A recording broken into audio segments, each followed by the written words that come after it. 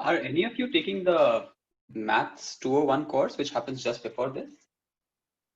You can raise your hand.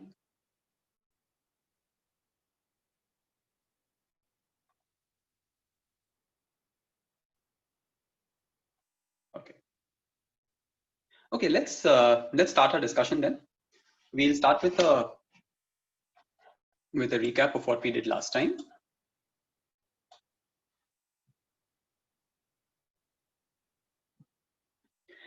So last time we completed our discussion on matrices, and we looked at calculating the inverse of a matrix, and we also looked at the use of matrices in solving systems of linear equations.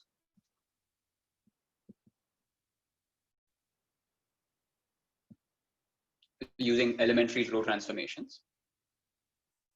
And then in the end, in the second half of the lecture, we introduced derivatives. We saw that derivatives are basically just the rate of change of one quantity with respect to another.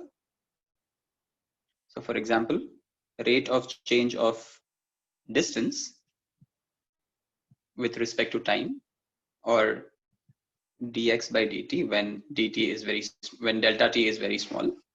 And this is what we call the speed or the velocity. So this is a rate of change. And then we listed out a large number of derivatives of various functions.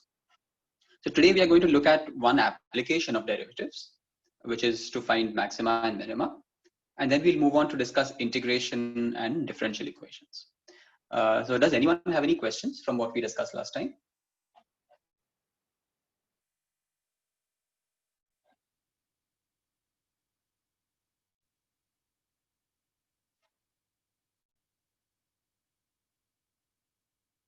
So if everything goes as per plan, then today we will finish the discussion on mathematics, and then from next time we'll start doing physics. Let's see how much we can do. So yes, so the first thing that we want to talk about is maxima and minima. Or in general, they are referred to as extrema. So suppose I have a function. So this is x, and on the y-axis, I'm plotting f of x. And let's say the function looks something like this.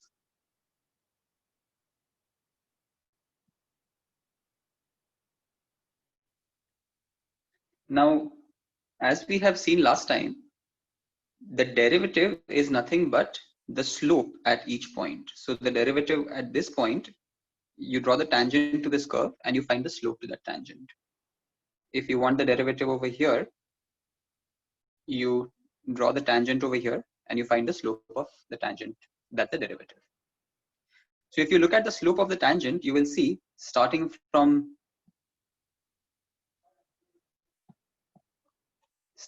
this point. So here is it has some slope. As I come up over here, the slope has kind of reduced. As I go further up, the slope reduces some more. And finally, when I'm right at the top, the slope is 0. The tangent has become flat. The same thing you will see also over here at the minimum. If you draw a tangent at the minimum, then the slope of this tangent is 0. So this gives us a way of identifying when you have maxima and minima. So if I want to find the maxima or the extrema of this function f of x, then I will just say df by dx is 0. So this will give me some equation in x, and then when I solve it, then the value of x that I get is the point where there is the maximum or the minimum. Let's take one quick example. Suppose I take the function x square, which you have seen before.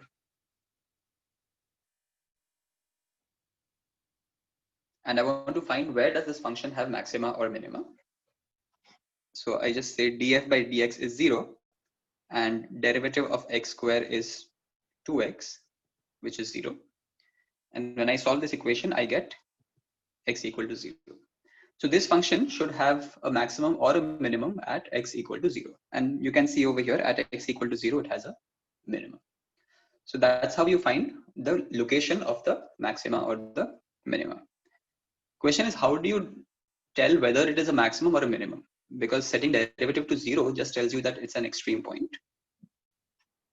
So for that, you have to look at the second derivative, which is just derivative of derivative.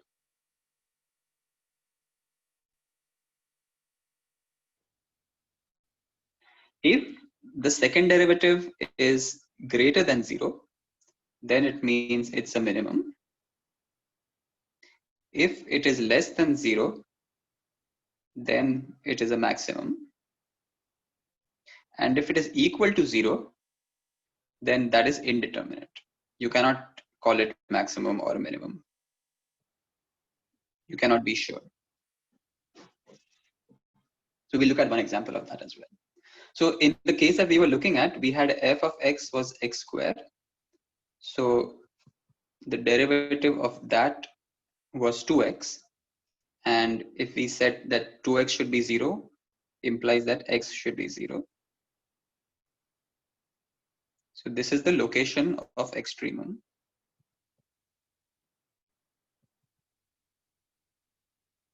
Now next step, we'll find out whether this is a maximum or a minimum. So since the first derivative is 2x, the second derivative is derivative of 2x, which is 2. And this is positive. So we know that this is a minimum. And that is what we saw on the graph, that this point over here is a minimum.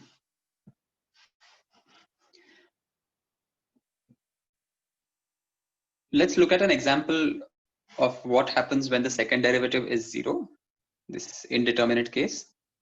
Have you ever seen an example of such a function?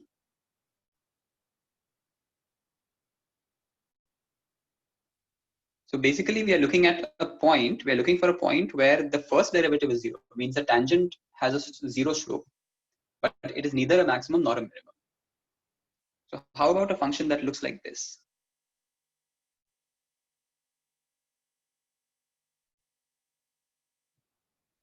Suppose I have a function which looks like this.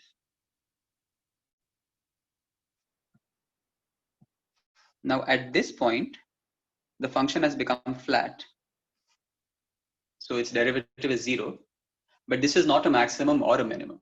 It's just a place where locally the function has become flat, but it's still going to keep increasing or decreasing. So this kind of point, so over here df by dx will be 0, and d2f by dx square will also be 0. So you cannot call it a maximum or a minimum.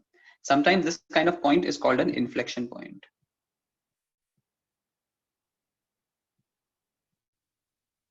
These are not very common. You don't encounter them usually. Usually we'll only talk about maxima and minima. Okay. Any questions so far?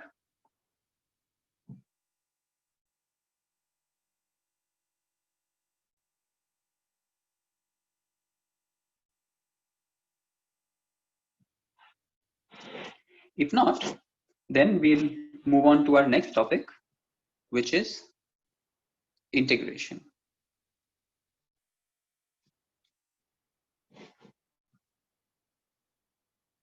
So integration, you think of it as being the anti-derivative. So suppose I have some function f and I take its derivative, and this turns out to be some other function g. Then how do you go from g back to f? That is the process of integration. So we say integral g dx is f.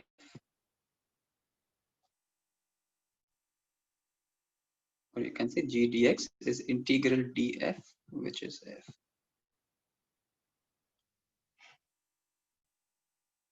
What does this first step mean? So first we wrote g. So from here we write g dx is df, and then we are integrating it. So what does it mean to do this? Suppose I have some function g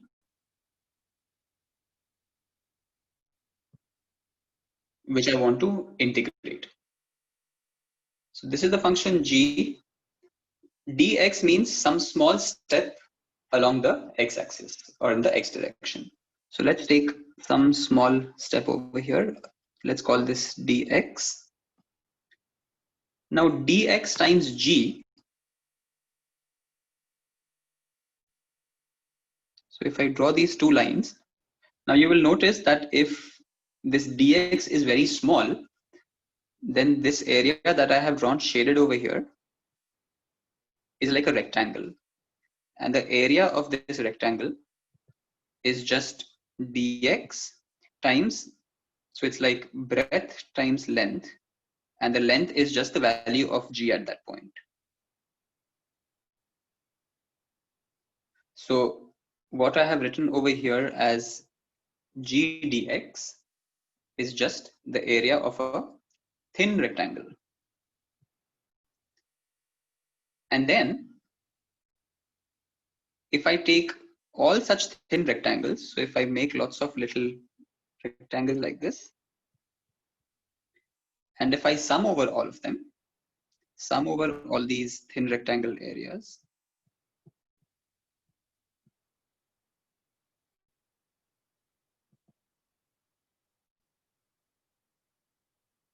then this is what we refer to as integral, when this dx is very small.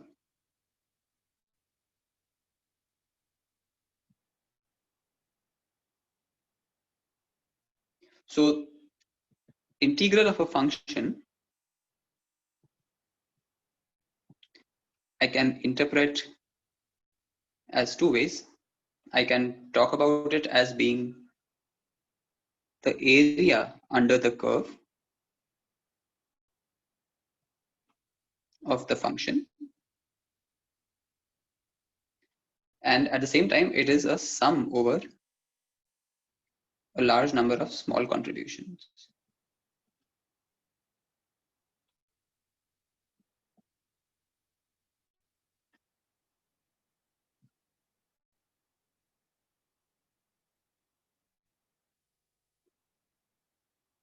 Any questions so far?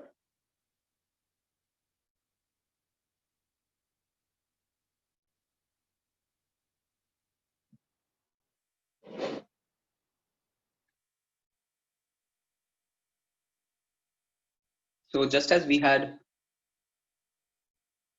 a list for derivatives,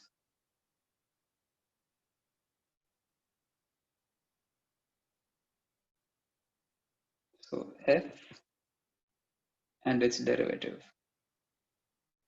So derivative of a constant is 0, derivative of x is 1, derivative of x to the n is nx to the n minus 1, derivative of sine of x is cosine of x, derivative of cosine of x is minus sine of x, and so on and so forth. E of x goes to E of x. Well, integral goes the opposite way. So if I take a function f and I say what is integral f dx, integral of, I will fill in this column later, integral of the unit function is just going to be x, integral of x to the n is going to be x to the n plus 1 divided by n plus 1. And you can see that these two are exactly complementary of each other. Integral of sine x is sine x. Integral of sine x is negative cosine x. Integral of e to the x is e to the x, and so on. And there are a large number of techniques for solving complicated integrals. Those of you who have done maths in your 11th and 12th standard probably had to do a lot of those for practice, and you probably hated it. So the thing is, in this course, we are not really concerned with making you do long and difficult calculations. The point of this is to familiarize you with the concept and to give you the tools to understand what it means by integration. So in that sense, knowing this much is sufficient. And of course, if you need to do a complicated integral, let's say as part of your work, as part of your research, you are not going to sit and do it by hand. You're probably going to use some software or some book to look it up, right? So it's good to know some of the basic integrals and know how to do a basic integral. But as far as doing long, complicated integrals which take 3 and 4 pages to calculate, we are not going to do that. Any questions so far?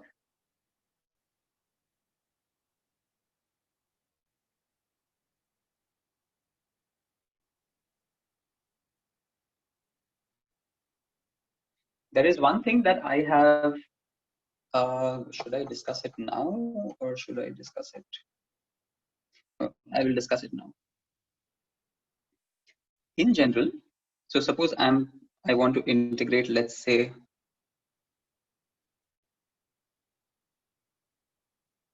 integrate x. So this is integral x dx. This is x square over 2 from this formula. And is there something extra that I have to put? Am I missing something?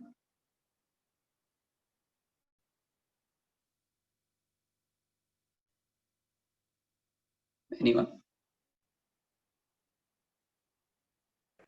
Plus c, because the limits are not defined. Plus c, very good. So this is called the constant of integration. What does this mean? Where does this come from?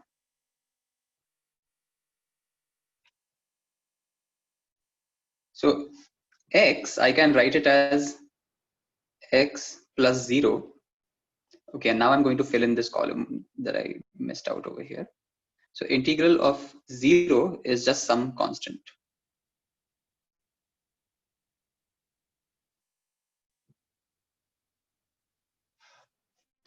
So integral of x is just integral of x plus 0. This is integral of x and integral of 0. So this gives you what you wanted. But this can be any constant number which we don't know. So that is why you put the constant of integration. Now, sometimes you know how far you want to integrate. So let's say I'm integrating this particular function. Let's call it g. So integral g dx will be something something plus a constant c. However, if you know from where to where you are integrating, so I only want to integrate this from x1 to x2. So basically I'm finding area under this curve over here. Then, so suppose integral of g is f. Then what I will get is integral g from x1 to x2 is f of x2 minus f of x1. And then you don't put the constant of integration. So this is how you define an integral over some limited known range x1 to x2.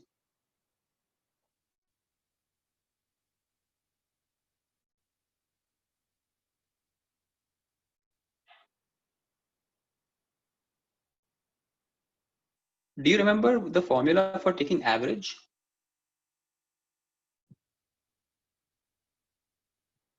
Suppose there are 5 people and their heights are x1, x2, x3, x4, x5. How do you find the average height?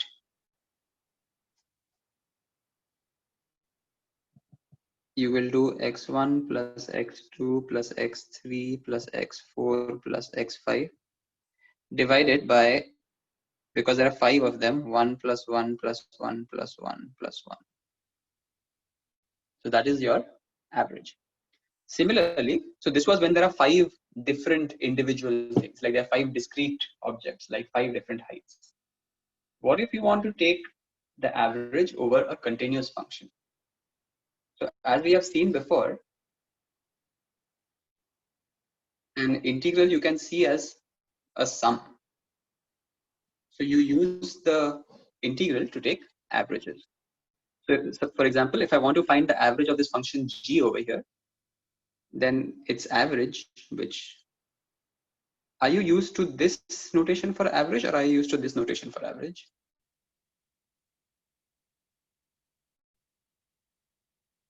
Or you don't care either way?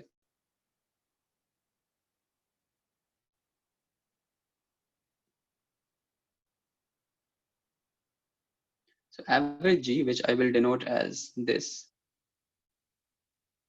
is defined as integral g dx, let's say from x1 to x2, divided by integral dx from x1 to x2. So let's take a concrete example. Suppose you are growing some culture of bacteria in your petri dish, and somebody has told you that the population of these bacteria as a function of time is growing quadratically. So it is t square. So after 1 hour, you have some number. After 2 hours, you have 4 times that number. After 3 hours, you have 9 times that number, and so on. So this is going as t square. And now you want to find what is going to be the average population between t equal to 2 to 4, let's say. So this is going to be pt dt from 2 to 4 divided by integral dt from 2 to 4.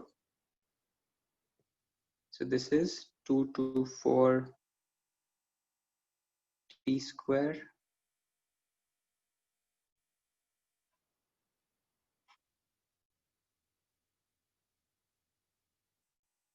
integral of t square is t cube divided by 3, but this has to go from 2 to 4. Integral of dt is just t, which will go from 2 to 4. So this is 4 cube minus 2 cube divided by 4 minus 2. Now you calculate how much is this going to be. 4 cube is 64, 64 minus 8, 56, 3 divided by 2. This is 28 divided by 3. So this is going to be the average population between t equal to 2 and t equals 4. Questions?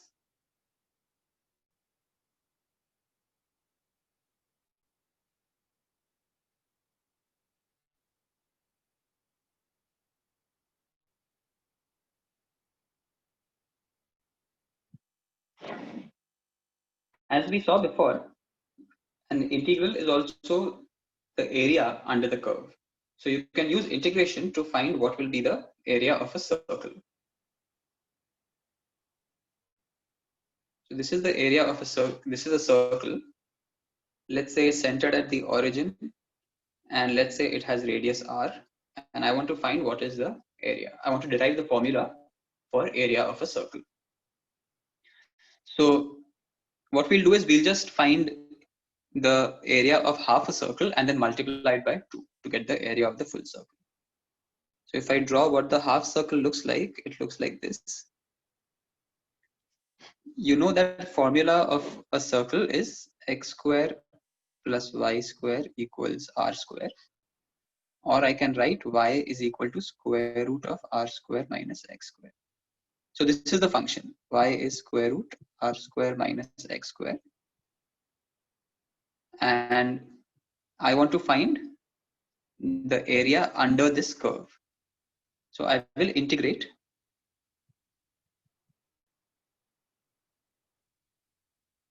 y dx.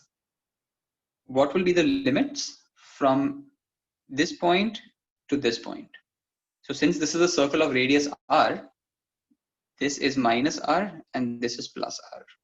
So minus r, r.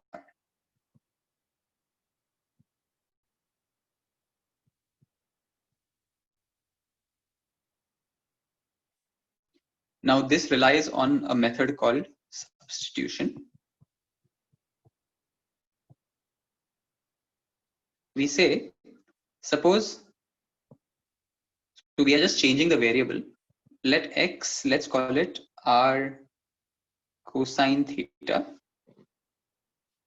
Then dx is r sine theta d theta negative.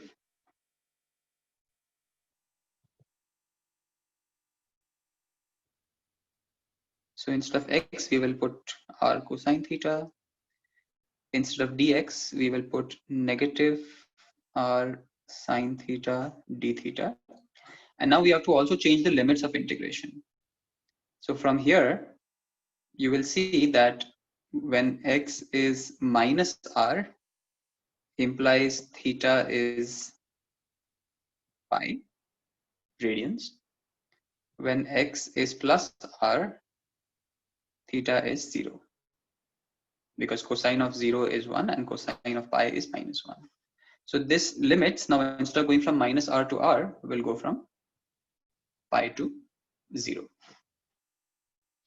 Now this becomes relatively straightforward. I get r square. 1 minus cosine square theta is sine square theta. And square root of that is sine. Sine times sine is sine square.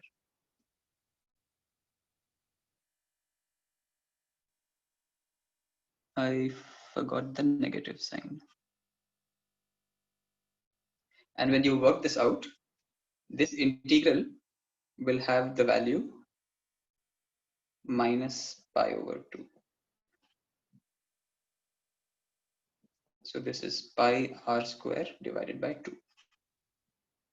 So area of half of a circle is pi r square divided by 2. So area of the full circle has to be pi r square. Now this was of course for a circle whose area you already know. But suppose you had to find out the area of some complicated thing. Like for example, I don't know if you have ever looked at the area of an ellipse.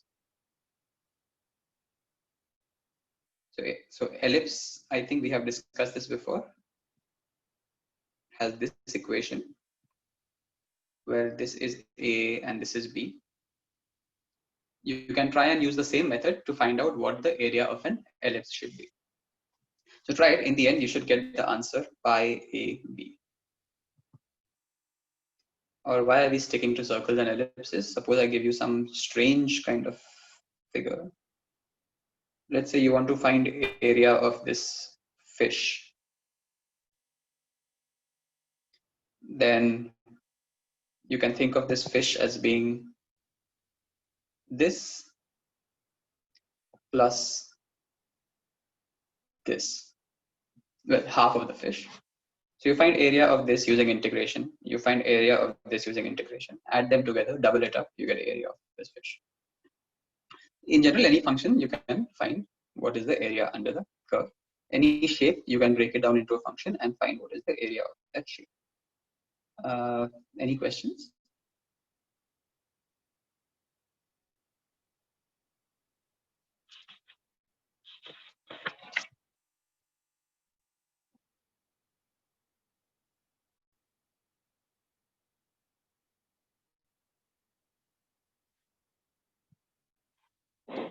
Okay, then we will start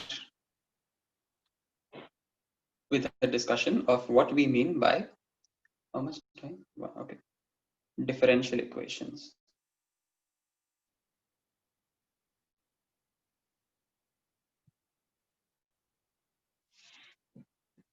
Differential equations are just equations that have derivatives in them. So they are not algebraic equations which only contain things like x and y, but these contain the derivatives of these. So it might contain dy by dx as well in the equation. So for example, you might have an equation which looks like dy by dx plus y is equal to x square. This is a differential equation in y as a function of x. And these are very useful because when we are taking algebraic equations, those are static. Nothing changes in those. You get a system of equations, you will solve them, you will get some values, and those values are just some fixed numbers. Over here, you can discuss dynamics.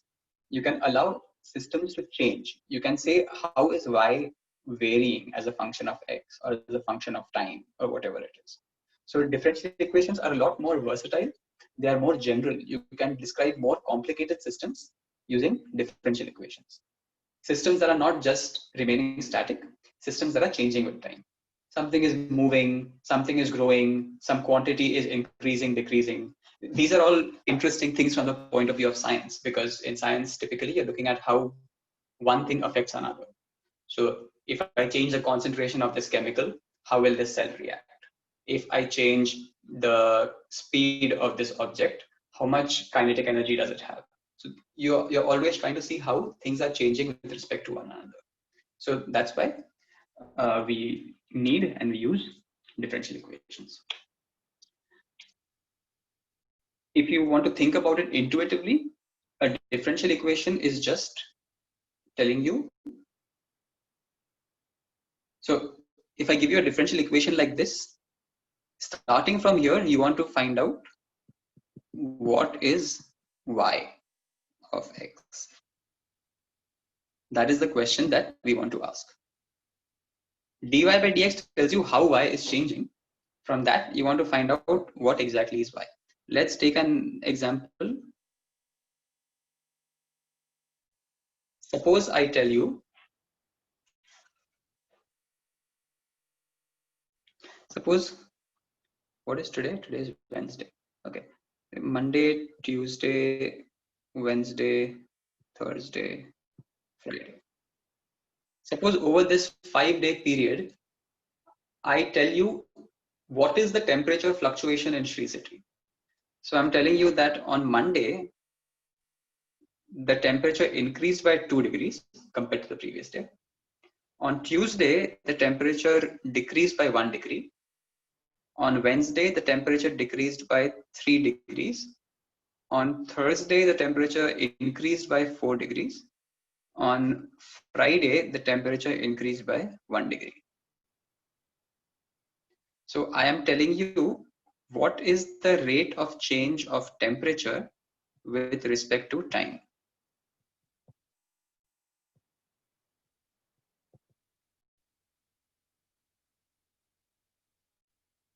So I'm only telling you what is delta T per delta temperature per delta time.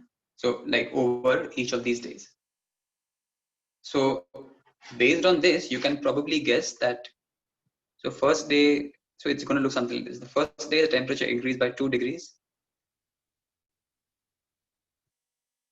Monday, Tuesday, Wednesday, Thursday, Friday. So on Monday, it increased by 2 degrees relative to the previous day. Then on Tuesday, it decreased by 1. On Wednesday, it decreased by 3. 1, 2, 3. On Thursday, it increased by 4. And then on Friday, it increased by 1 more. So you know that your function has to have a shape, something like this. What it doesn't tell you is what exactly was the starting value. So did you start at 30 degrees so that you went up to 32, then 31, then 29, then 33, and so on? Or did you start at 0 degrees so that on Monday it was 2 degrees Celsius, on Tuesday it was 1 degree, on Wednesday it went down to minus 2 degrees?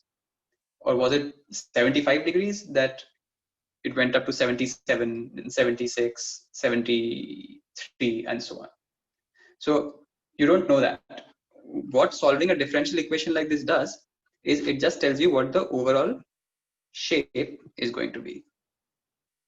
If I want to find out exactly what the temperature was on each of those days, I need some extra information. I need to know at what point we started. So if I tell you that on the first day it was 29 degrees, Then starting from there, then you can find out exactly what the temperature was on each of these days. Doesn't have to be the starting day. Suppose I gave you this information and then I say, okay, on the last day, finally we reached a temperature of 35 degrees. Then you can still back calculate and find out what the actual function should be.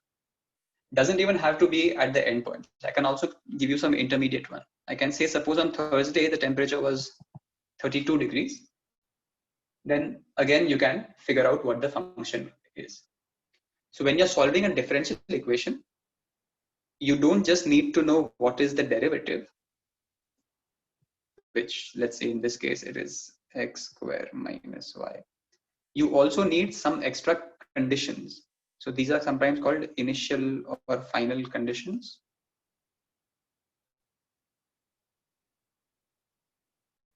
Or boundary value conditions.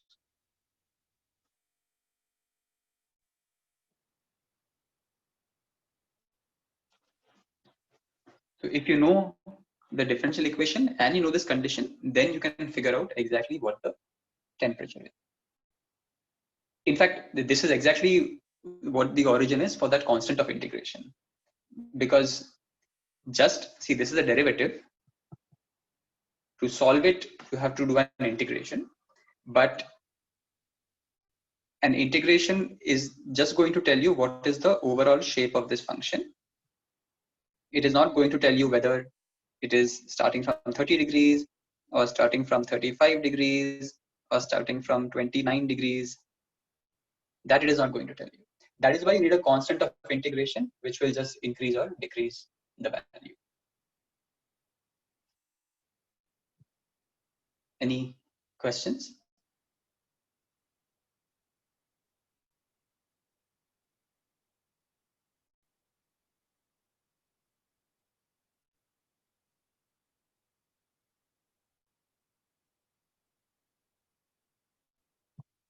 So let's look at some examples of differential equations.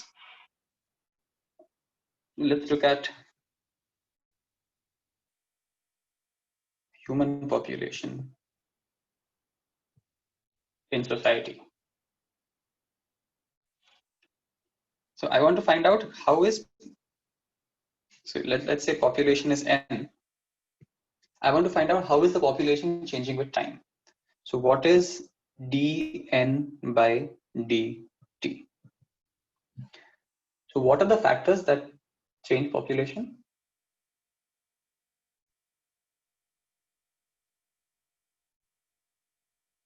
Anyone?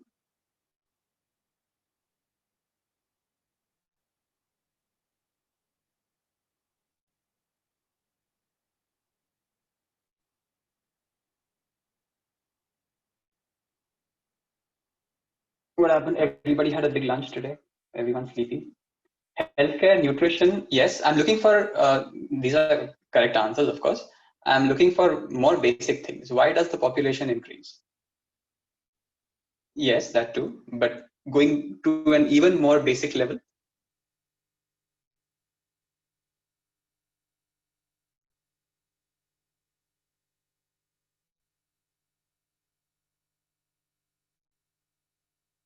Reproduction, excellent.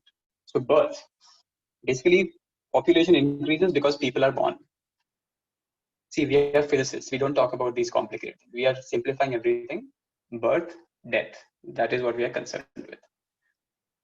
So let's say birth rate per year. Let's call it B. Death rate per year. Let's call it D. Now, birth rate is going to be proportional to the number of people. If you have fewer people, then fewer people are going to reproduce, fewer people are going to be born.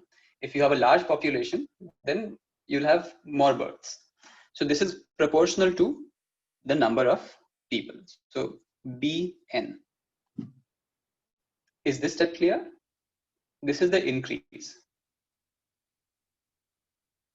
And similarly, the decrease in the population because of the death rate is also going to be proportional to the number of people. If you're starting with only 10 people, then smaller number of them will die. If you're starting with 1 million people, then more number of them will die. So that is also proportional to the number of people, dn. And I put a negative sign because births increase the rate, the growth rate, and deaths decrease the growth rate. So this dn dt, which is the growth rate, is bn minus dn. So I can call this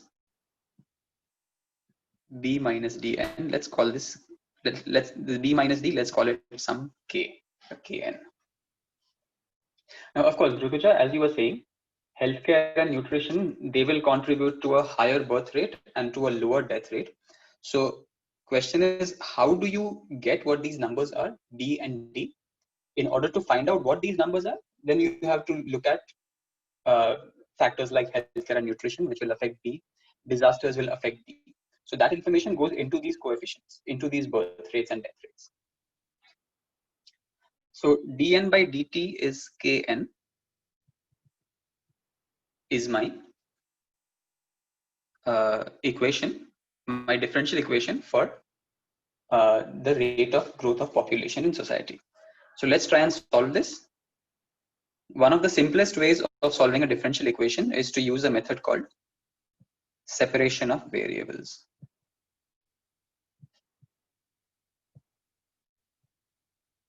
So suppose this, so since this equation has n and t, I'm going to bring all the n's on one side, I'm going to take all the t's to the other side. So dn by n is k dt, and then I will integrate this. The integral of 1 over n turns out to be log of n.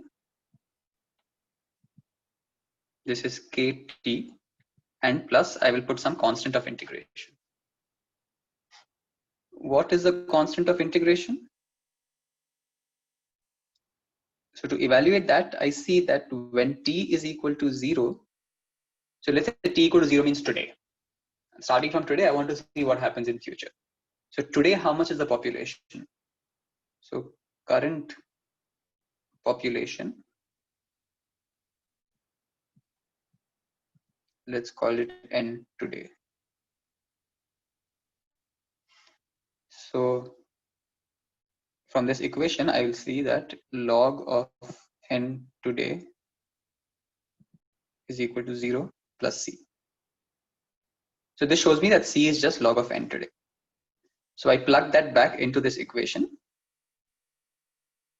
So log n is kt plus log n today, or n equals n today e to the power kt. This is the equation which tells me what is the number, what is the population n as a function of time. This is how it will change. So this is an exponentially growing function, as you would expect. However, what would happen if the number of deaths was more than the number of births for whatever reason?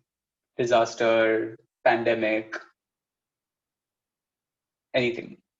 So if the death rate was bigger than the birth rate, then from here you can see that k is going to be negative. Then this kind of function, where k is a negative number, like for example, you might have minus 5t, something like that. Then this is not an exponentially increasing function, it's an exponentially decreasing function. Then your population will start to fall rapidly. And what happens if the birth rate and the death rate are exactly equal? Then you have dn by dt is 0 because k has become equal to 0. And what is integral of the 0 function? It's a constant function. So you get n equals constant. population never changes. And that makes sense. If the rate at which people are being born and the rate at which people are dying is exactly the same, then the population should not change at all. Right? Okay, let's take a 3-minute break.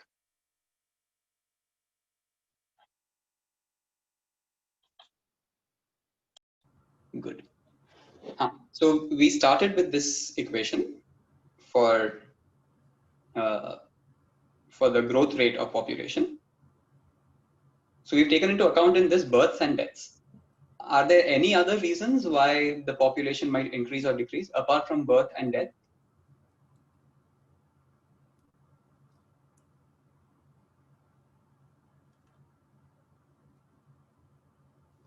Immigration and emigration. Sorry? Immigration and emigration. Excellent. So there is immigration, which is people coming in from outside, and there is emigration, which is people from within this place going out. What do you think about emigration? Is this going to be proportional to the number of people living in this society?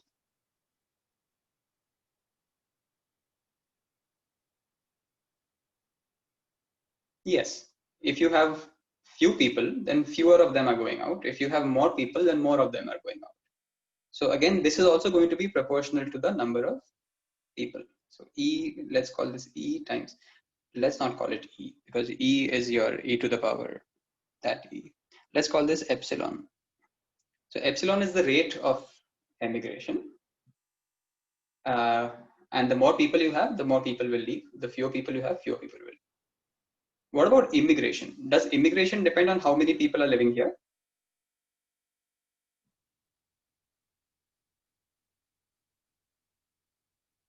Is it true that a big country will attract more immigrants, or big as in more populous country will attract more immigrants and a less populous country will acquire fewer immigrants?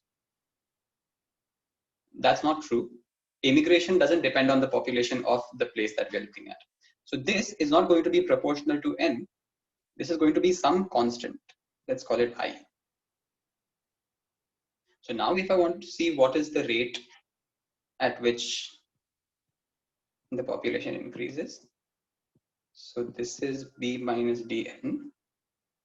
Emigration is reducing the population, so negative sign. Immigration is increasing the population.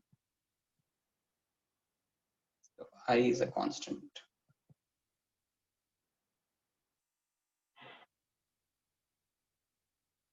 Is this clear?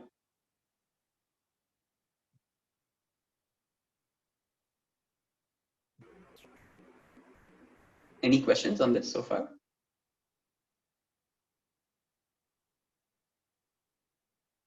Okay. So now let's look at a slightly more complicated system, because humans are too easy apparently. Let's look at an isolated island on which there are two species of creatures living: rabbits and foxes. So I'm going to call rabbits X and foxes Y. And I want to see what is the rate at which the rabbit population changes and what is the rate at which the fox population changes. Now, rabbit population increases depending on the number of rabbits that are there. So AX, basically it is like this, A is like our B minus D. More rabbits, then the population will grow more. Fewer rabbits, population will grow less. However, every time there is an interaction between a rabbit and a fox, the rabbit population decreases because the foxes eat them. So minus BXY, because the chance of their meeting is proportional to the product of the number of rabbits and the number of foxes. And B is the rate at which, I guess, I don't know, success rate of a hunt or something like that. So the second term tells you the rate at which the rabbit population is decreasing because a rabbit has met a fox. How about the rate of change of the fox population? This increases every time a rabbit meets a fox. So plus C xy.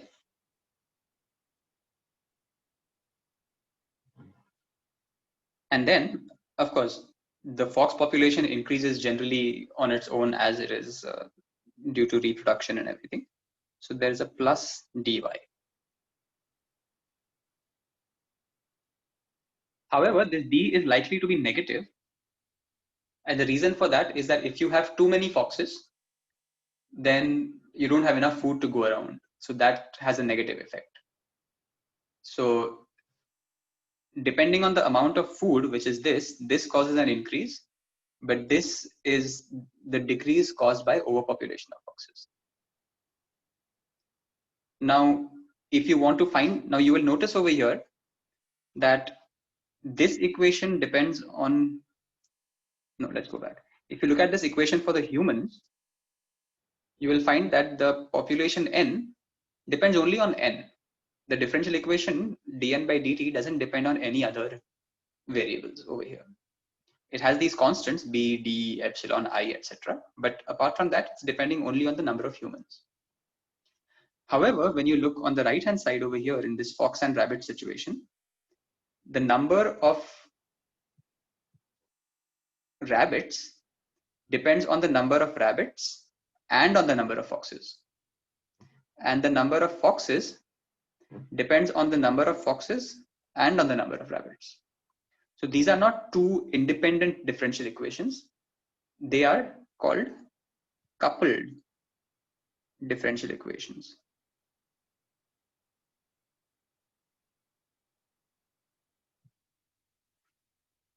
So you cannot solve any of them individually by itself. You have to be able to solve both of them together because the solution that you find has to satisfy both equations simultaneously. So these are called coupled differential equations, and there are various ways of solving it, which I will not talk about right now. But I can show you graphically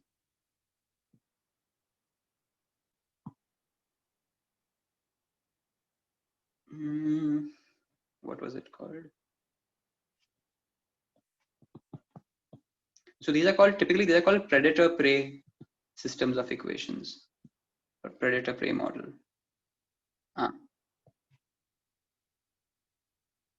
So when you solve those two differential equations, your solution will look something like this. So over here, the blue is your rabbit and your red is the fox. So you will see initially the rabbit population is increasing, and once the rabbit population reaches a maximum, I wish I could somehow point on this, but I cannot. Anyway, so once the rabbit curve reaches the maximum, you see that the fox population starts to increase because now the foxes are getting lots of rabbits to eat. But as the fox population increases, they overeat the rabbits. So the rabbit population starts to drop. As the rabbit population starts to drop, now the foxes are getting less food to eat. So the fox population also drops. And because the fox population drops, now not enough rabbits are being eaten. So the rabbits start increasing again, and so on and so forth. It forms a cycle. So this kind of behavior you can predict based on those differential equations that we saw. Any questions?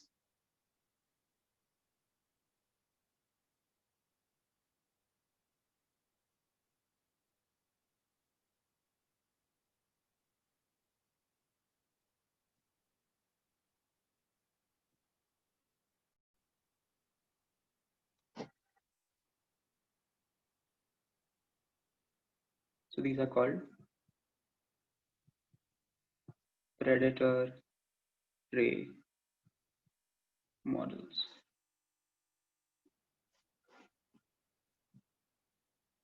Now, so far, all the differential equations that we have seen, they have only involved first derivatives.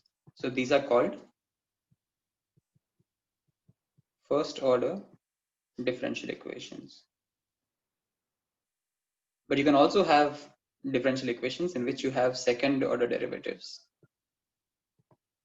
Then these are called second order differential equations. So again, in this, right now in this course that we're discussing the mathematical foundations, I'm not going to go into how exactly you solve these differential equations. This is something that you can either pick up by yourself, or if you need it, you can always use some kind of software to solve it. Later on, when we are doing physics, why later? Like just in a few minutes, we will solve some specific simple differential equations. You can see how they are being solved over there. And in future, as and when I need some certain differential equation, I will solve it over there for you. But I'm not going to discuss general techniques of solving differential equations, because that can be an entire mathematics course. So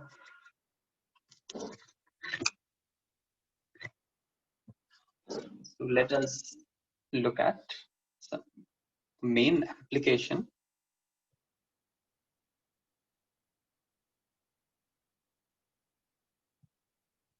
of differential equations, which is motion in one dimension.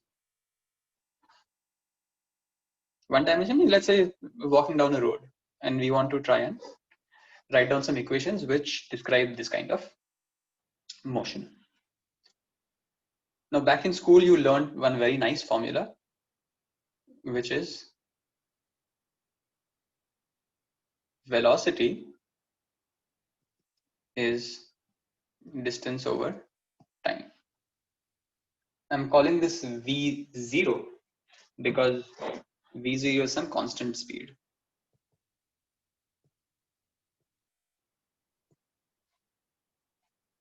So this is a differential equation. You're saying that dx by dt is some number. And now you want to solve this differential equation. So we do what is called separation of variables. Take the x's on one side, take the d's on the other side. And then when you integrate it, you get x equals v0t plus a constant of integration. What is this constant of integration going to be?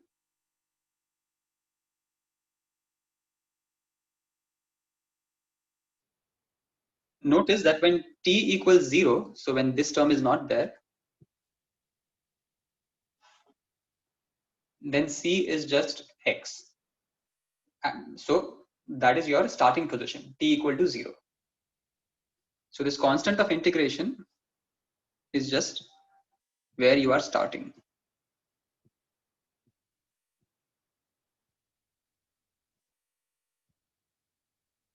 So I can call it x0. But normally we say, okay, at t equal to 0, I'm going to start from x equal to 0, just for convenience. So if I just drop this, then I say x equals v0t. And this is the nice formula that your teacher taught you in school. Distance is speed into time. Now this is valid as long as the velocity is constant. What if velocity is changing?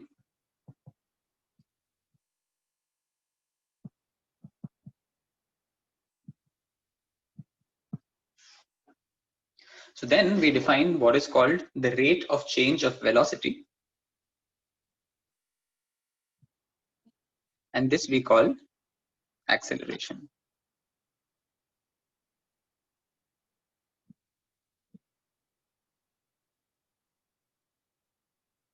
Now again, this is a differential equation.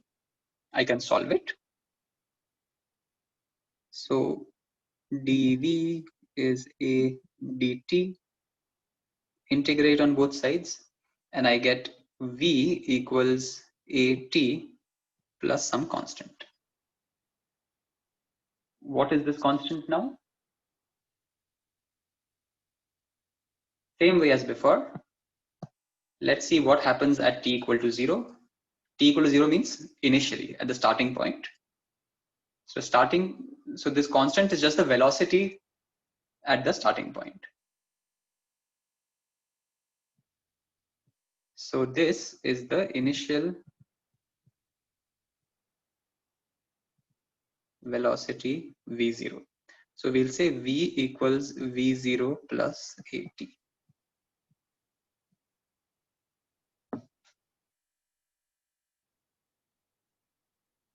So think of it intuitively. The velocity at any point is given by whatever was the starting velocity plus whatever extra change has happened because you have been accelerating. That is all that this equation means, nothing more than that. We can, starting from here, I can also do the following. Now I know that velocity is dx by dt. So dx by dt is v0 plus at. Again, this is a differential equation. I can again solve it by separation of variables. Take all the time terms on one side.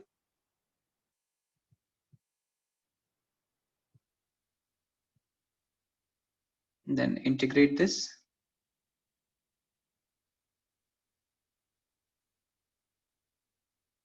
And then you will see that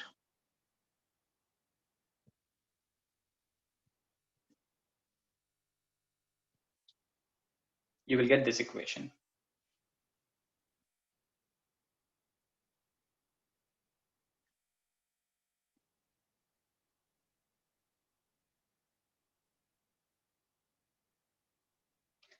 And finally, suppose I have the equation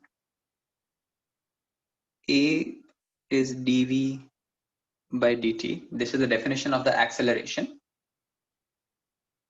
Now in derivatives, there is something called the chain rule, which I have not, I don't think I discussed it in class, but when you read up about it, you should read up about it. So you can write it like this. So this is rate of change of velocity with respect to x times rate of change of x with respect to time. But dx by dt is just velocity. So this is like dv by dx times v. So again, when I do separation of variables, then v dv is a dx. Integrate it, and then you will get v square is equal to v0 square plus 2ax. Work this out at home and make sure that you're getting these equations. So these equations, which are extremely important, have a special name. They are called the kinematical equations.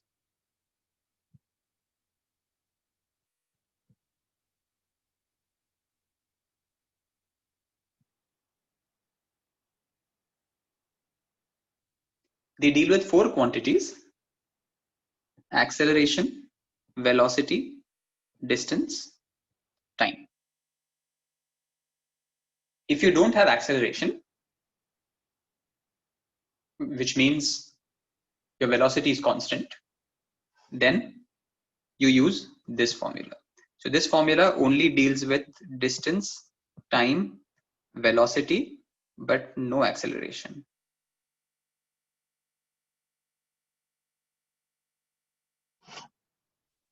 This one deals with velocity, acceleration, time, but not distance. This one deals with distance, time, acceleration, but not velocity. And this one deals with velocity, acceleration, distance, but not time.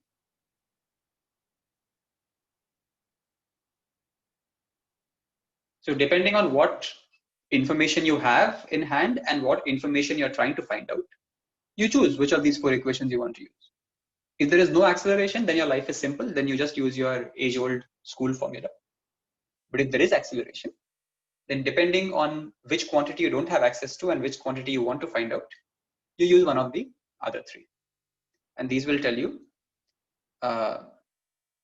whatever quantity you need to find out. Any questions?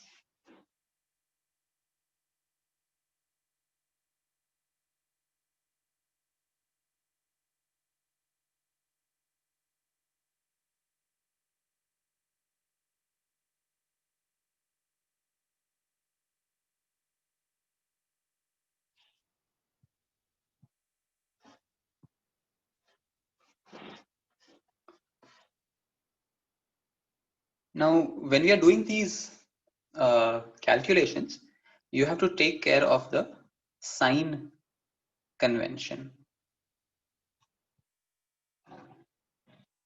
So when something is moving to the right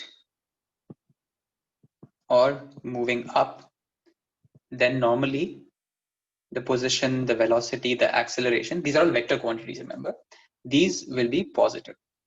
But if something is moving to the left or moving down, then these will have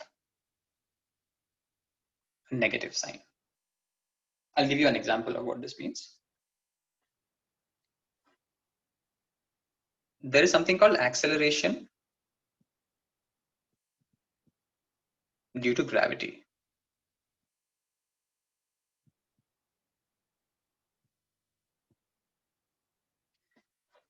And this is basically the pull of the Earth's gravity. This is denoted by the letter G, and it has the value 9.8 meter per second square. Now, because G is always acting downwards, we always assign to it a negative sign in any calculation. So let me give you one example.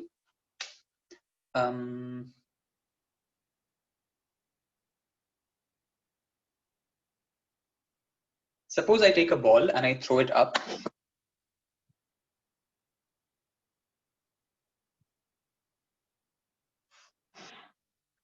And I want to find out how much distance it will travel.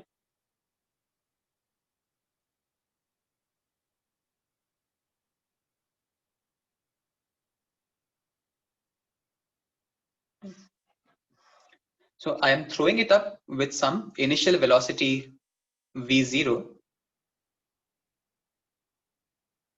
and right at the top, when it goes up, its velocity becomes 0, right? Because as you throw it up, it gets slower and slower. Finally, at some point, it stops moving and then it comes down again. So I want to find out what is that height up to which it will go. So initial velocity is some v0, final velocity is 0, and so I have access. So I'm using the velocity. I know what is the acceleration because due to gravity, and I'm interested in finding the distance. I'm not concerned with how much time I have. So I'm going to use this last equation.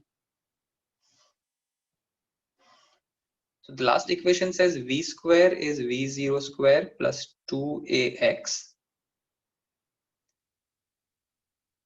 Velocity, since we are talking about going upwards, I will always take it to be positive. But this acceleration is because of gravity and it is downwards. So that I will take to be negative. So this will become final velocity is 0. Initial velocity is v0 square plus 2 minus g x, or v0 square minus 2gx. So from this I can find out that the value of x is going to be v0 square divided by 2g. So by using the appropriate sign, I can solve this problem. Okay. Let's look at one more problem with gravity. Suppose I am on the top of some tower and the height of this tower is 200 meters. And I throw a ball down. So can you calculate every second how much distance the ball is traveling? So now I'm going to use the formula. S is V0t plus half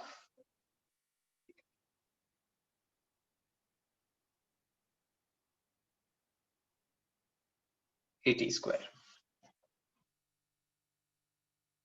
Because I'm dealing with distance, time, and acceleration. I don't care what the velocity is.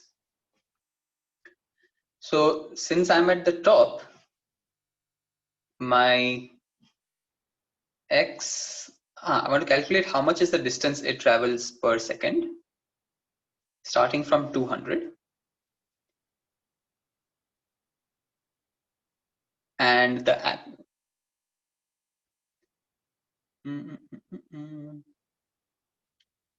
okay, so since I'm starting from some initial position, I should also put some x0 over here, which I had skipped in the when I derived the formula, because I was assuming that I always start from the origin. So now I'm going to start from x0, which is 200. So x0 is 200. V0 is the initial velocity with which I'm throwing it. Now I'm not throwing it with some velocity, I'm just going to leave it. So initial velocity is 0.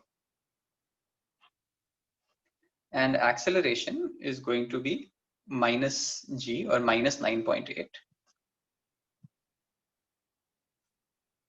For simplicity, let me assume it is minus 10 meter per second square. Just make the calculation a little easier.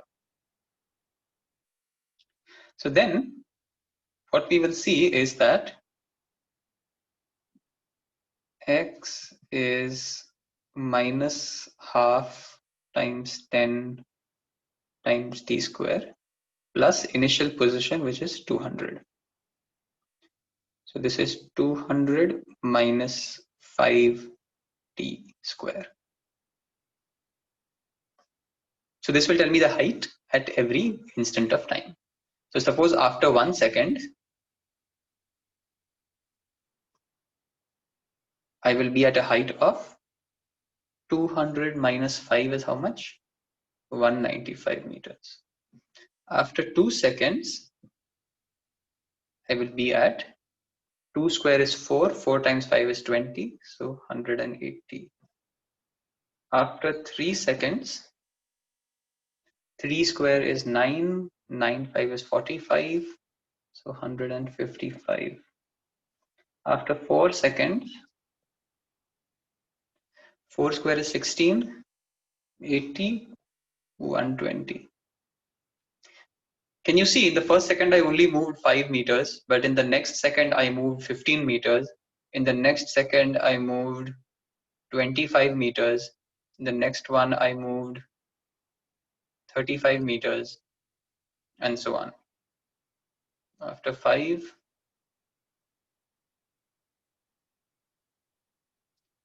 25, 125, 75. After 6, I am going to be at 36, 180, 20 meters. After 7 seconds,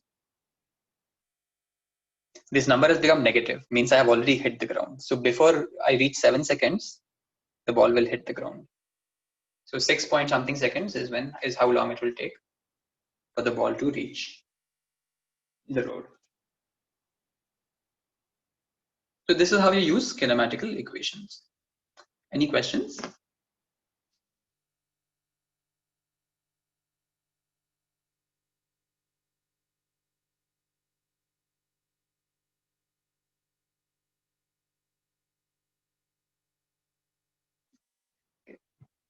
So far we did motion in 1 dimension. What happens if we are moving in 2 dimensions? So for example, suppose I take a ball and I don't throw it in one direction along the road, let's say I throw it somewhere in the XY plane, you know, like the ball will go something like this. So I want to describe how this ball will move in 2 dimensions.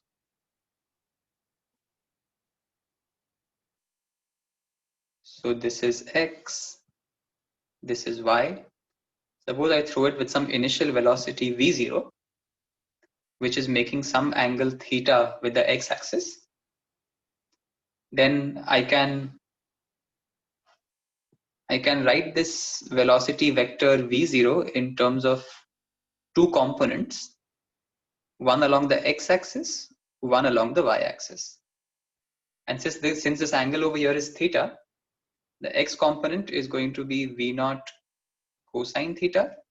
The y component is going to be V0 sine theta. And now I can treat this as 2 separate motions in one dimensions. So there is one motion along the x-axis, there's one motion along the y-axis. I can treat them separately because I know how to do motion in one dimension. And then I can put them together to see what will be the total effect in 2 dimensions. So for example, this kind of motion under gravity is called projectile motion, which is for homework. It's for extra reading for this week. So this is in the book Halliday and Resnick, which you have access to. Section 4.4.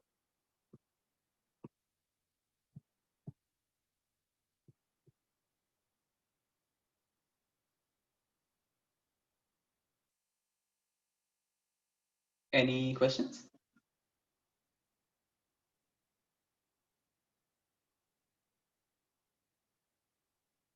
Okay, so we very neatly, very smoothly, we just transitioned from doing maths in the form of differential equations to doing physics in the form of motion of particles. And in the lectures henceforth, we will be moving full on into physics. So this concludes our discussion on mathematics. Of course, if you have questions, you can always come and ask me. And also the good thing is that now that we are doing physics, we can stick exclusively to one book. You don't have to scramble around in various sources and look at those various kind of problems and practice problems. So we'll be looking at the book Halliday and Resnick. Each time I will tell you which section we are going to be covering in that lecture. I hope you are spending time doing math practice, because today, in fact, right after this lecture, I am going to upload the first homework assignment. It's going to be worth 10 points. And you have around 10 days, 9 days to submit it. So next Friday is the submission deadline. So the problems are mathematically, they're not difficult, but it might take you a little time to figure out how to interpret those questions in terms of mathematical equations. Once you get the equations, it will be straightforward. But that is going to be the case in general for biologists who are using maths and physics. So I thought it might be good to give you those kind of problems. Anything else I want to say? I don't think so. Anything you want to say? Questions, comments?